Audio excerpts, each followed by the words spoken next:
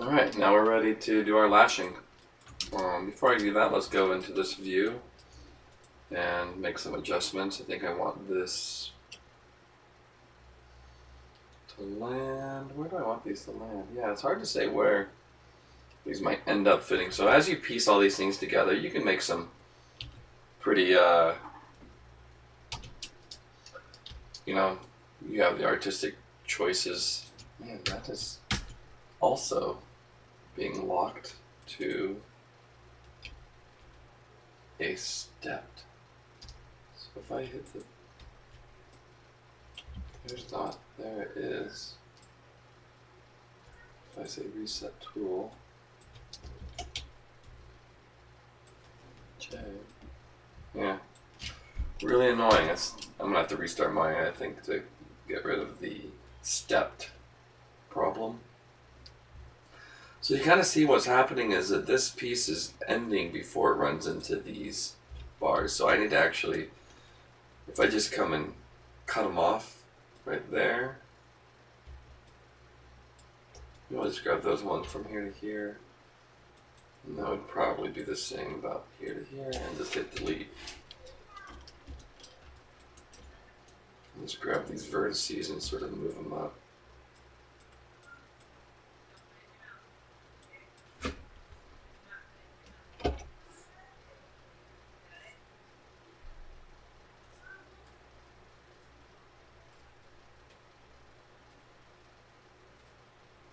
There we go, that will give us the right fitting so that these will fit inside of there, and then we'll have another pole or sort of a stick or something out here, the support bar, and then those will get lashed together there. Alright, so we want to do the lashings across these two pieces to hold it together, right?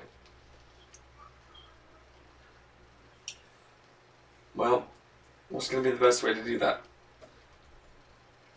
The cheap poor man's version would be to just create a helix. So you can create polygon primitives helix, and you get this sort of coil, snake coil. And we scale it down, move it right there.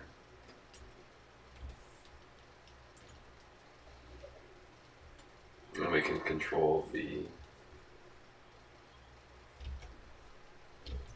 width of that, the radius of the helix, the height, number of coils.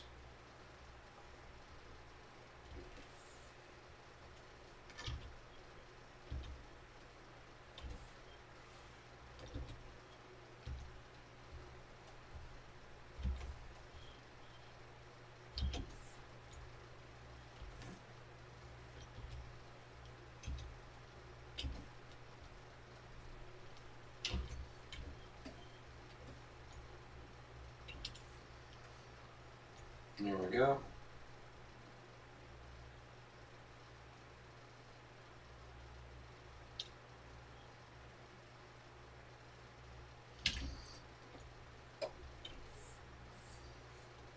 There's some nice lashings, and you can go in and obviously we would do some soft selecting and some manipulation of these vertices to get a little bit of that bend. Bend them that way. And maybe try to tuck in some of this lashing at the end. And grab that. This one is definitely on a soft select. You want to be very much aware that you're using, or take advantage, I guess, of the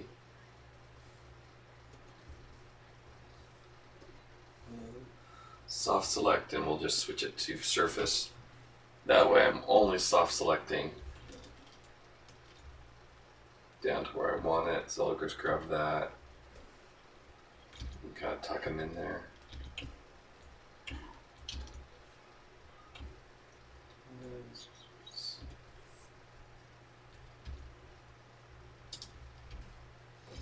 Shrink them down a little bit, scale it. Too much.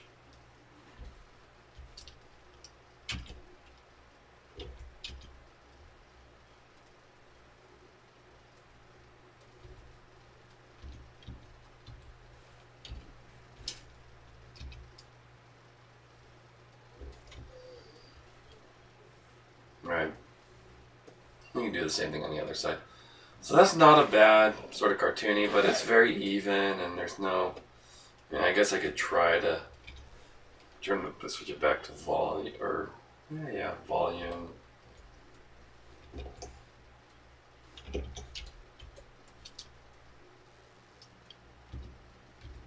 Try to get some variation in there. Maybe scale up some of them, scale down others.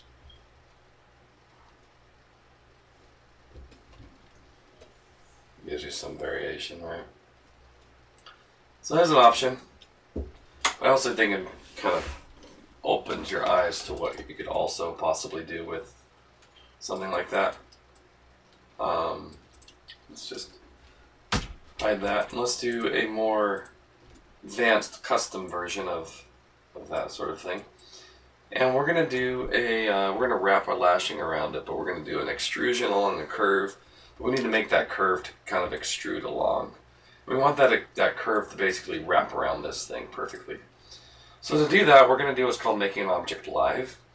So if I take an object I selected and I hit this magnet button, it's going to make the selected object live, and it will turn it this sort of green color if you turn on your wireframe shaded. So when an object is live, that means anything else you manipulate or create will just stick to that surface. So if I create a curve tool, like a CV curve tool, every point I generate is going to stick right on there. So watch this. 1, 2, 3, 4, and you can see each curve is just sticking right on there. No curves. When we get around sharp corners, we want to use more points. From here to here, that's going to be a jump across those two, so we'll just jump across the.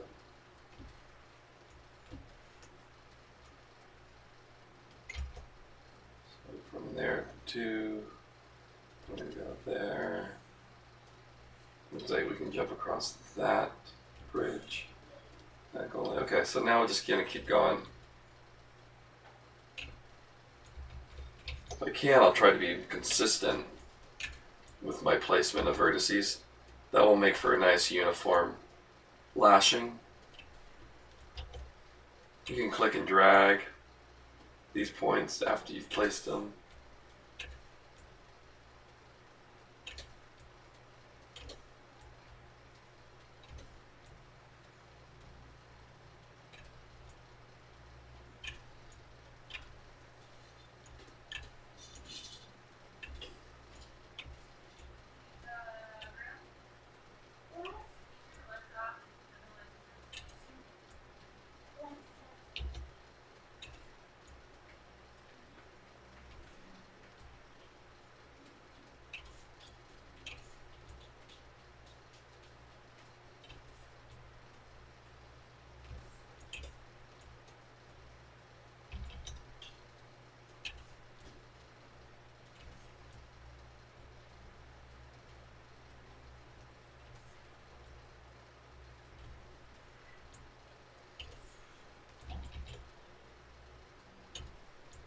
I give myself a nice random sort of angle here.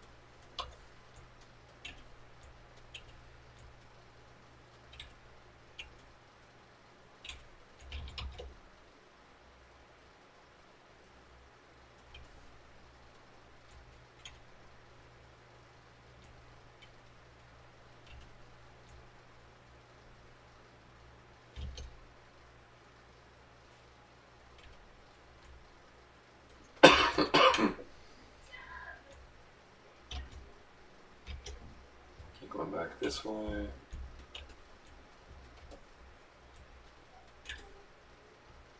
And we'll tuck it in there. Whoa. Hit F. Oh, let me zoom back in here. Yeah, I'll just put a couple of pieces right there just to tie it off. Alright, so hit enter. And there we have a curve. I'm going to turn off my live. So I can just look at this curve. See, it wraps all the way around. If you want to, at this stage, you might scale it or try to pull these vertices out. So I'm going to center my pivot. Modify, center pivot for my curve. Let's try that again. D, kind of hit the scale up the curves that way, scale them out this way. That way they kind of sit just on the outside of the geometry, not specifically right on it all the time. And if you want to, you can go ahead and even grab a couple of vertices using, use the surface. So I only get one.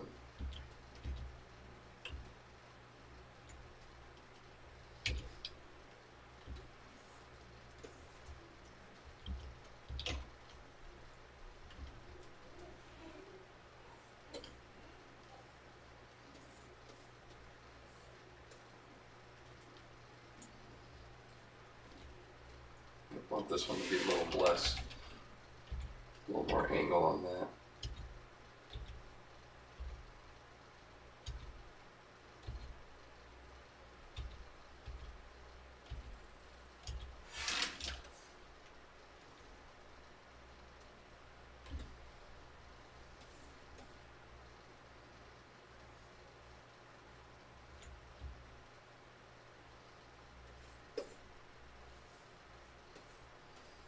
Alright, cool. I think also this last piece, when I went back, I doubled back. Let's bring those curves out just a little bit because they're going to have to go around and compensate for the fact that they're going over another lashing here. And then they can go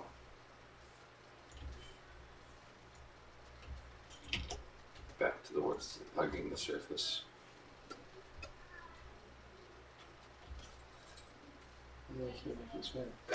Alright, cool. So I've got this curve. And I want to extrude my string, essentially, around it. So to do that, you have a couple different ways of doing this. You could, and just to make it more clear what's going on, I'm just going to hide everything and just have my curve visible. I say isolate select. So I'm going to create nurbs circle. Sorry. I have the circle selected. I just created it right there. It's pretty large. Let's scale it down. And then I'm going to hold C for curve snap. So now when I middle mouse and drag it, eventually it will snap onto there. And I want to make sure I get it right on the end. So let's scale it down even more.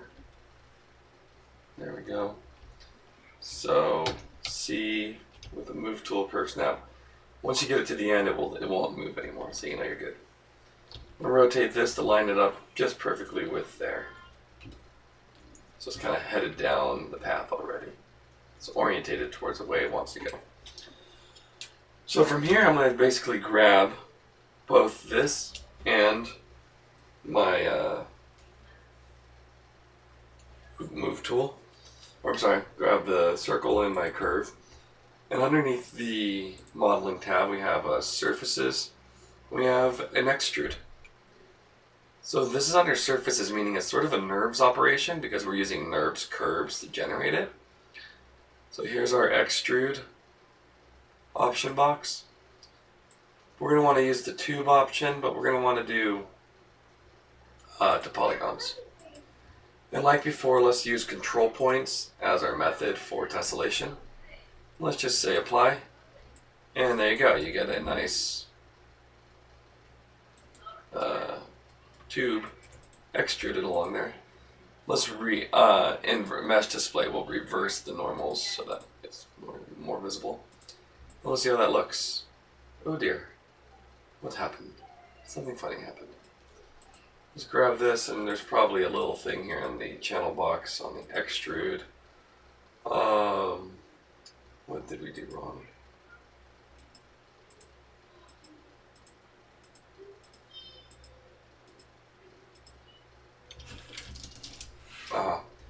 For some reason, fixed path was turned off, so I just turned it back on.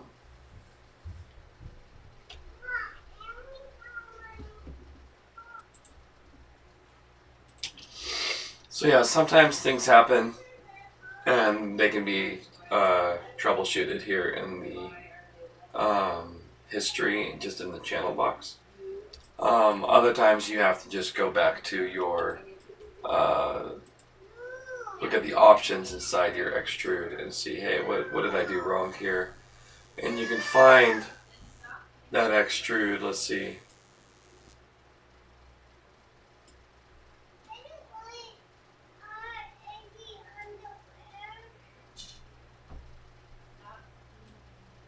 I don't even see that fixed path. I have the path direction profile normal. Maybe that's the one I needed it to change. Sometimes I just reset the settings. And I go, yeah, tube. And then I want polygons. And I want control points. Alright, well, regardless, we solved it, so. Let's take it back and take a look at that. Not bad, right? Way more uniqueness to those lashings, and they look pretty good. Let me show you one other option. Instead of using a circle, we can extrude any shape, really. So another shape we can do is create the nurbs primitives and go to a square. Now, NURBS square is kind of interesting. It comes in a group like this, and there's 4 NURBS edges like that, and together they make a square. Well, I really only need one of these. They don't want the square there. So here, let's grab that, modify, center the pivot. We'll scale it down because I know it's going to need to be a lot smaller. And let's just quickly take that one and that one. We'll isolate those 2 selections. So we'll grab our new little straight edge. We'll come and hit C to curve snap it. F to focus or to frame my view. R, we're going to scale this down, and I'm going to create sort of a flat lashing. Scale down a little more.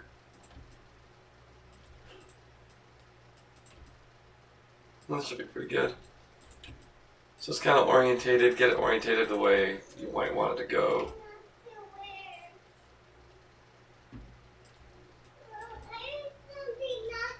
Good. And let's do this again. So we'll do the extrude, apply. And yeah, once again, it's done that. Fixed path. There we go. And, okay, not bad, but man, it seems to be really twisted. If I grab the NURBS, the thing I created it with, I can rotate this and you'll see, hey, everything's moving. Remember that when we generated this, it has history. So that extrude is right there. And as long as the history is intact, we don't delete it, then when I rotate this, it will affect the output. But there is an option in this extrude to control the rotation. So you can see I can basically take this rotation down to 360. And now my lashing stays, kind of more perpendicular as it wraps around, which is what I wanted. So yeah, just take that rotation down. I don't think that's really even available in the option box before we create the extrusion, so you have to look for it here in the channel box. Which is something just in general get used to in Maya is, if it's not in the option box, it might be over here. as an option to have extra control. Alright, so now we have this lashing. I can also come in to take this nurbs original piece, and I'm just going to scale it narrower. So my lashings are a little less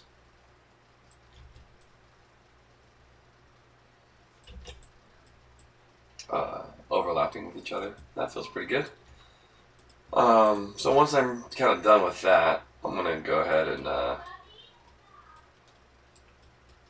going to try something while we're at it. Right click, go to my control vertices. Notice this is made of 4 control vertices. If I were to scale those out, what would happen here? Look at that. Scales out those vertices as well. Really, really cool. I can move them up, down, kind of bulge out those lashings.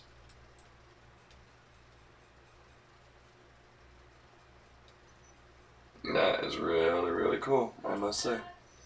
So now that we get this kind of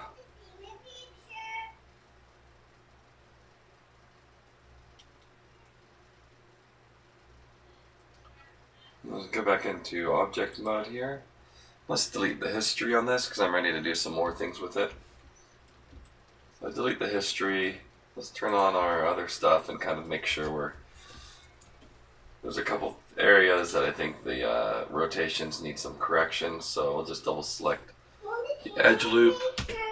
Turn on soft select a little bit, and that should help a little bit with the this might take a little more manual manipulation than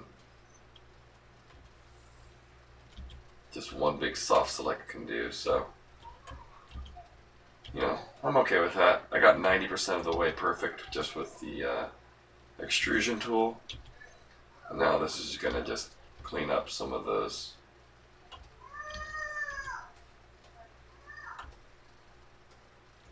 less than perfect connection points.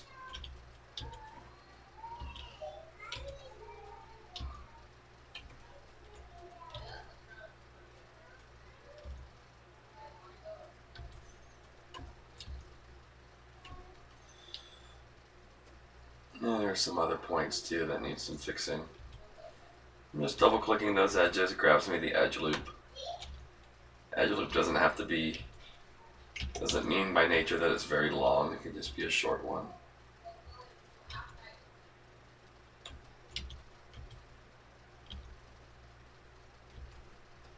Now we're going to make sure as I tuck in underneath, this geometry stays nice and hugging to the object on which it's wrapping.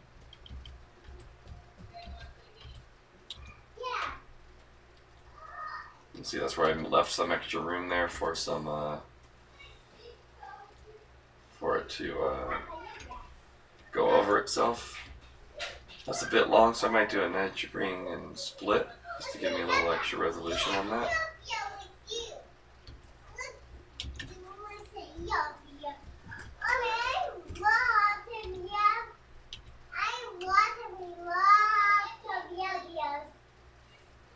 And a little more fixing down here. I'll get my yup. I'll get my yup. Okay. Where's my yup? You just get your own. Mom, I need yup.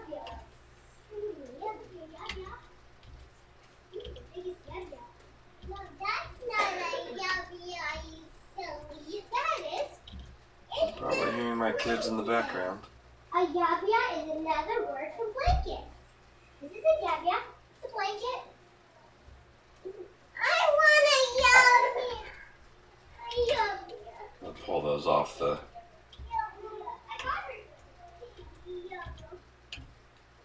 There we go. See how that looks from back here? I like that. I like that sort of flatter look to it.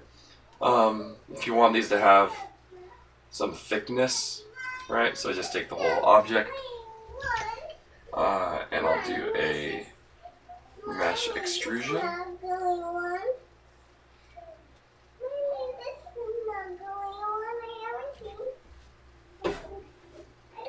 be somewhere around here. There it is. Extrude. I'll drag him out. Thickness. Whoa. We're doing it at such a small scale that the interactive portion of that is just not liking me. So I'll just go to 0.01. Oh boy. 0.005. I'm getting some really weird stuff happening here, aren't I? So I'll do that a little bit. Let's delete the history first. Let's isolate the selected and see what's going on too. Okay. Mesh, extrude.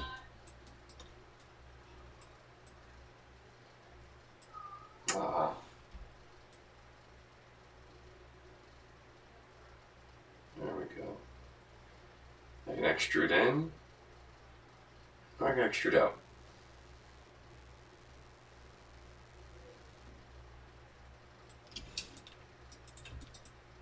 Let's see how that looks going out.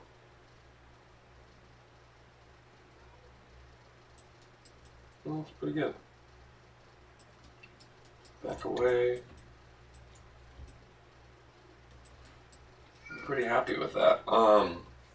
So when we're happy with it, we delete the history, we rename it, we kind of clean it up. So I can call that our lashing. These are going to be, that's our arch, our lashing. Let's just group the two. Arch 01. Let's do a center pivot, modify center the pivot. There we go. So now I can come into here and I say, let's just duplicate one. Bring it that way, rotate it. Let's also rotate it 180 degrees that way. Well, it's not going to like that, is it? Hold J and that will snap it, right? There's like a little snap rotation, doing it when we actually want to. Duplicate this one. Let's rotate it. Let's just scale this one, -1. Give myself a little bit of rotation, rotate it forward. And then bring it on down. I'm not scared to scale it and kind of mess with it. If I wanted to make it more accurate to the drawing, I'd probably do it more like this. And you can mess with the vertices and things like that in the same ways that we have before.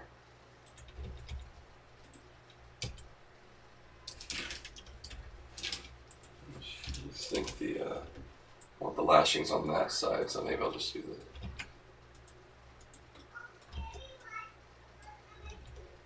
-1 on the Z.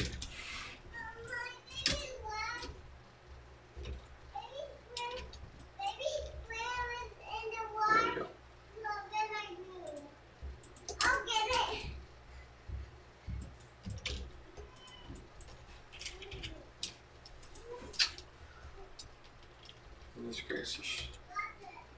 Not want to do what I want it to do.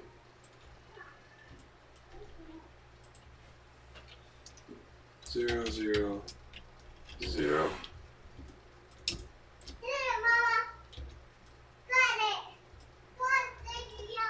There we go. Alright.